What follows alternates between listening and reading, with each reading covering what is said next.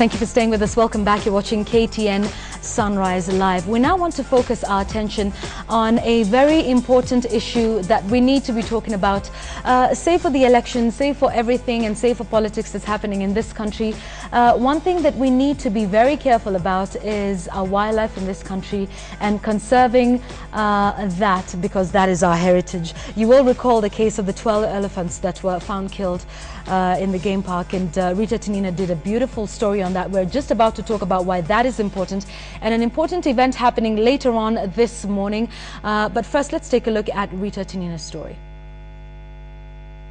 The Tsavo poaching incident, in which 12 elephants, including a calf, were shot dead by poachers and their tusks removed, is the country's worst single poaching incident in close to 2 decades. It was actually a single family of elephants, and the moment they killed the matriarch, obviously the rest had to mill around their matriarch, and that was why it was very easy to kill them. Kenya Wildlife Service rangers have since Saturday been pursuing a gang of at least 10 people believed to have been behind the killing of the elephants in the Tsavo East National Park. A team on foot patrol, backed by tracking dogs and an aerial surveillance team, are combing the vast Tsavo ecosystem in search of the gang. We have been tracking them day and night without break. The latest poaching incident comes barely a month after 8 elephants were killed in the Tsavo ecosystem in Taita Taveta County. Last year, the country lost 360 elephants to poachers, the highest number in recent years. And even the country's wildlife watchdog admits the close to 40,000 elephants in the country are facing increased threats. Poaching is happening across the country. Wherever there is an elephant, there is a poacher. The country banned the hunting of elephants 30 years ago, and a convention on international trade in endangered species, CITES ban on ivory, has been in force since 1990. But that has not eradicated poaching of elephants. Demand for ivory in Asian countries such as China and easy access to weapons by poaching gangs have led to an upsurge in poaching and illegal ivory trade. We have so many loose guns in wrong hands in the country. With the next CITES meeting in Bangkok, Thailand, just over 2 months away, illegal ivory traders, some analysts say, could also be pushing up the demand for ivory by stockpiling, hoping to make a kill just in case CITES orders a one-off sale. Kenya has largely managed to stabilize its elephant population following near decimation in the 1980s. But recent attacks on elephants may slow down the gains made so far in conserving one of Kenya's wildlife treasures.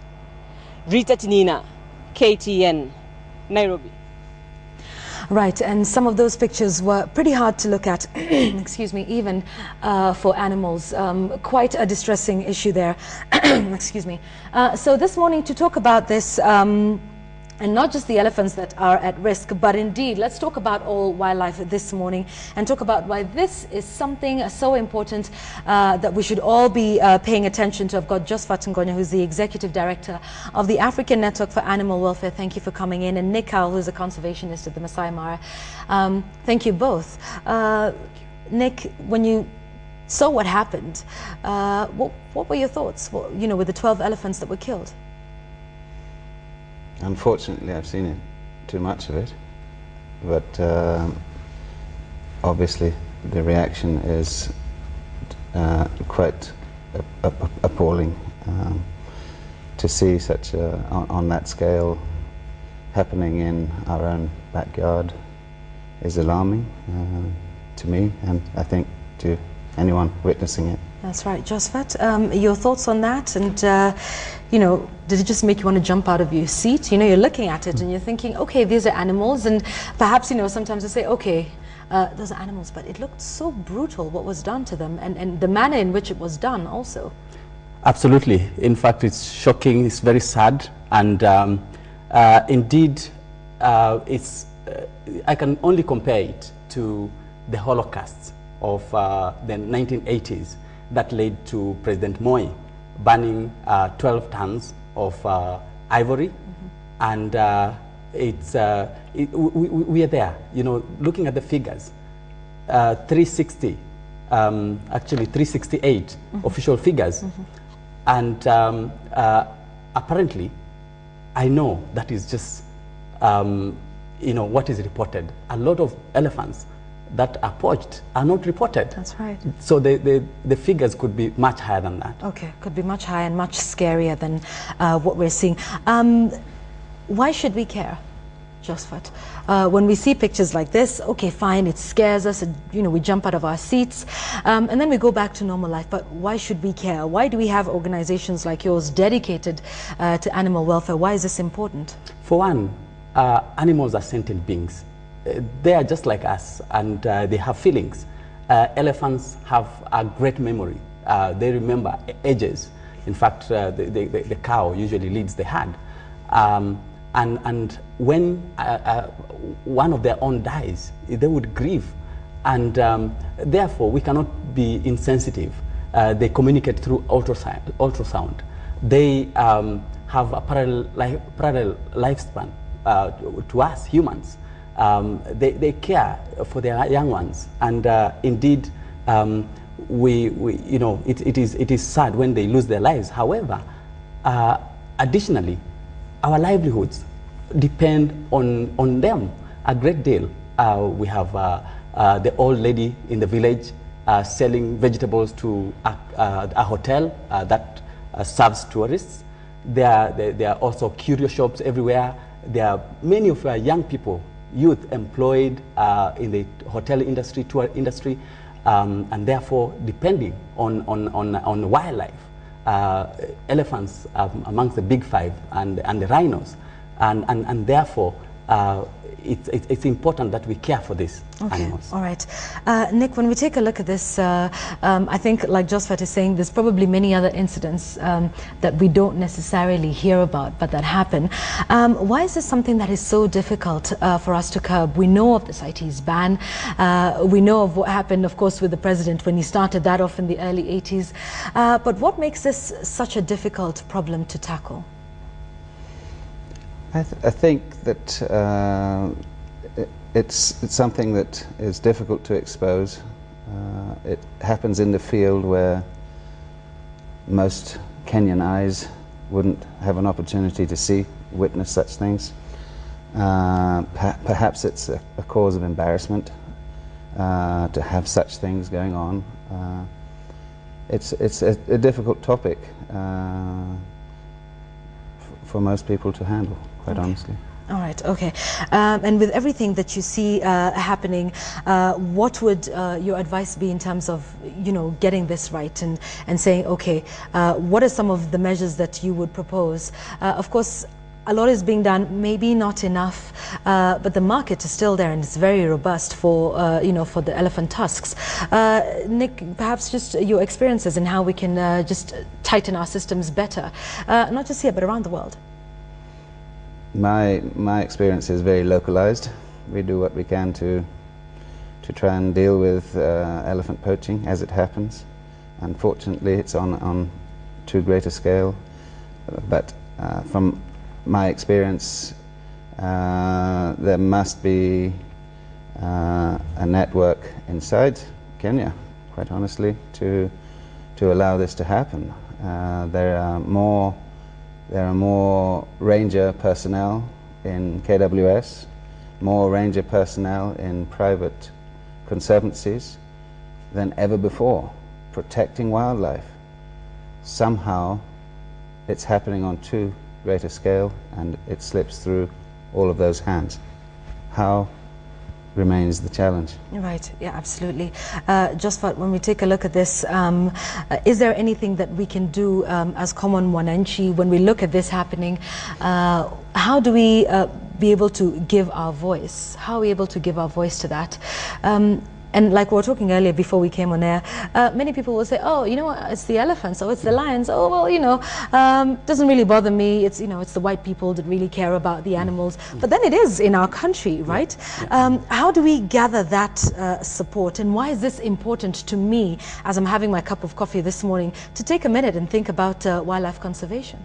There are three things that we need to consider. One, the communities need to be involved in conservation and wildlife management. They have not, enough has not been done yet.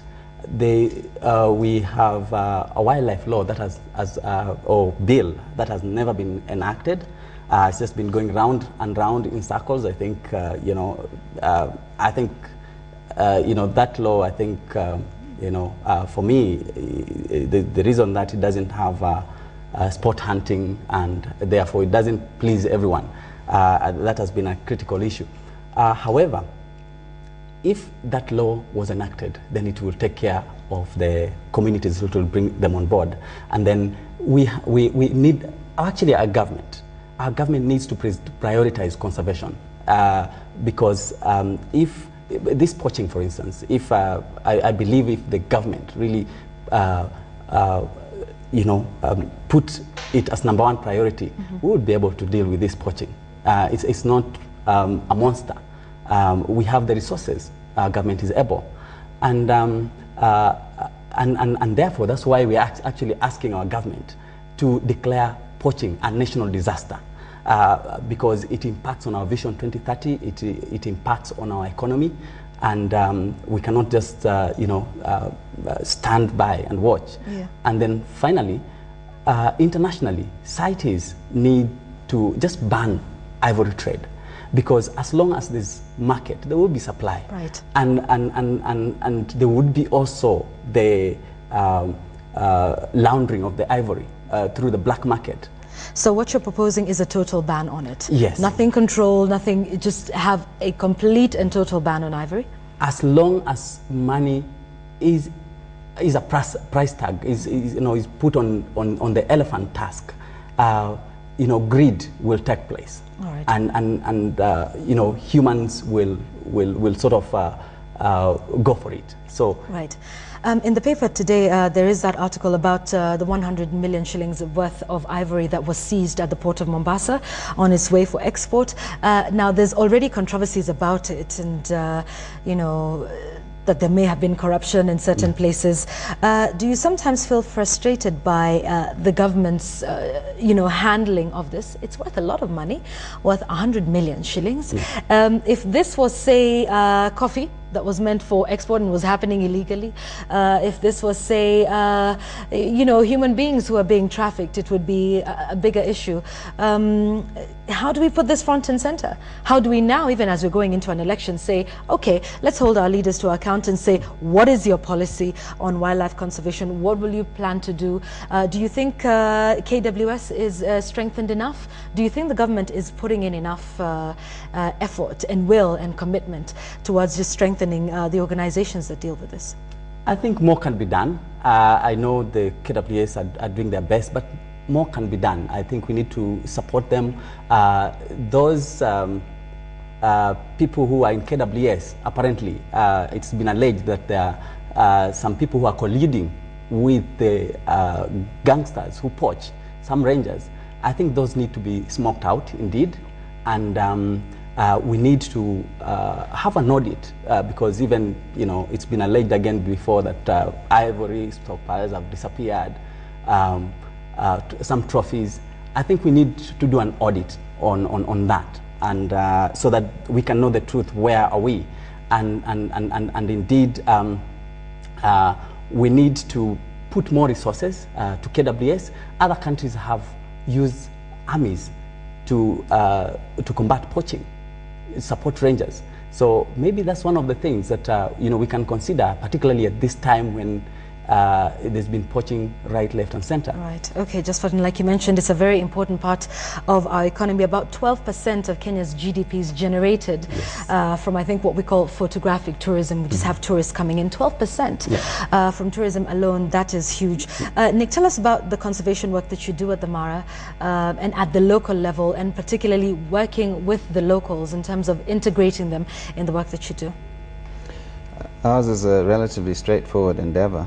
We identified the Mara habitat in Siana, the Siana community, as being critical to the entire whole of the Mara ecosystem. Without tourism development in the area, and therefore real benefits, tangible benefits to the landowners, there'd be no way of securing that habitat. That is the most likely way of securing it long term for the owners. But that is not enough. In order to have a successful tourism venue or destination as part of the Masai Mara, you must protect special species, all species, but special species protection, predator availability, the fact that predators live there, the fact that it's a prime elephant habitat. Those are the keys to our work, our endeavor, helping the community to nurture those, to ensure that they have that product, so to speak, that destination, healthily intact for their future. Our engagement is through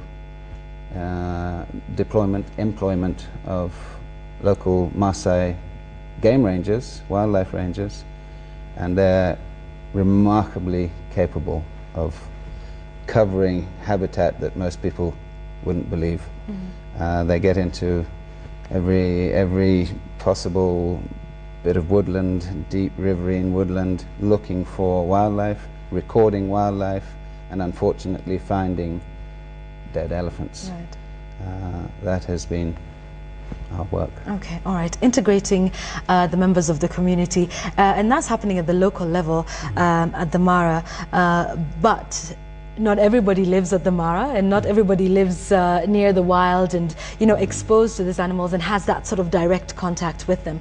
And which is why you're organizing something today, to be able to raise awareness for those of us that are not particularly near that. Although, you know, it would be safe to say in Nairobi, we're very near one. It's the only capital city in the world that has a national park right in the city center, in the capital city. So let's talk about what's happening today then, Josephat, and what you hope to achieve. Absolutely. First of all, African Network for Animal Welfare works with communities at the grassroots level and also partner organizations in conservation, environmental, as well as animal welfare. And today we have a walk by all Kenyans, and it's dubbed all Kenyans who care, Kenyans of Goodwill. And the walk is dubbed Kenyans United Against Poaching. This is because poaching is now a critical issue, and we are beginning at Uhuru Park at 9, flagged off there. We would walk beginning at Uhuru Gardens and walking to Uhuru Park, where we expect to be at 10:30. And a number of dignitaries are there going to be addressing the people, celebrities, people of integrity and recognizing this society. They would be there. It's not political. And there would be an exhibition, a booth whereby we'll be highlighting the poaching incidences. And we have actually traditional mourners who would be and professional, and there will be mourning for elephants and rhinos that have died. So this is so at this point, really, I would like to invite all of us to join, because it's important. These elephants are ours. You know, it's our country. If they die, you know, our livelihoods is impacted. Right, okay. So something very important. And you also mentioned the rhinos. So it's not just the elephants. Yes. There's a lot of animals that are at risk, Nick? Yes, all wildlife is at risk. The demands on meat can only be imagined. So if you measure poaching as lives lost, wildlife lives lost, then I believe it's probably at an all-time high. Okay. Wildlife. Wild lives. Yes, that's an important assertion that you make there. So today, from Uhuru Gardens, that's on Langata Road, that's going down to Uhuru Park.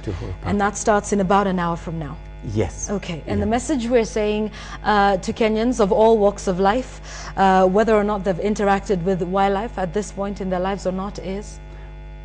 Well, first of all, we're really asking our government to declare poaching a national disaster, then so that resources, it can be prioritized, and resources can be applied to stop poaching.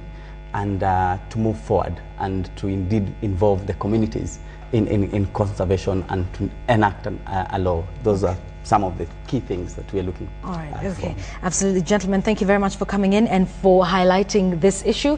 We have been speaking to Josephat Ngonyo, who's the Executive Director of the African Network for Animal Welfare, Cowell, involved in some great conservation work at the Mara, talking about wildlife conservation and why this is important. Remember, tourism accounts for 12% of the country's GDP. Here's a challenge. Even as you plan to attend the walk, have you visited the Nairobi National Park if you live in Nairobi?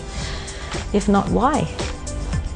You have a rare opportunity. We have people traveling thousands and thousands of miles to come and see that. I think that should definitely be on your bucket list, something that you must do and engage with your wildlife. So that walk happens today from 9 a.m. at the Uhuru Gardens. That's along Langata Road, going all the way down to Uhuru Park. So I will let them get going. We are right here on Mombasa Road, and I'm sure they have quite a bit of a distance to make. It starts at 9, culminates at the Uhuru Park at 10:30. So you do want to be there, and you do want to be aware of what's happening around you. Remember, it's not all about me and the economy and me and my jobs. Let's take a look at other parts of our economy, other parts of our ecosystem that contribute in one way or another to our livelihoods.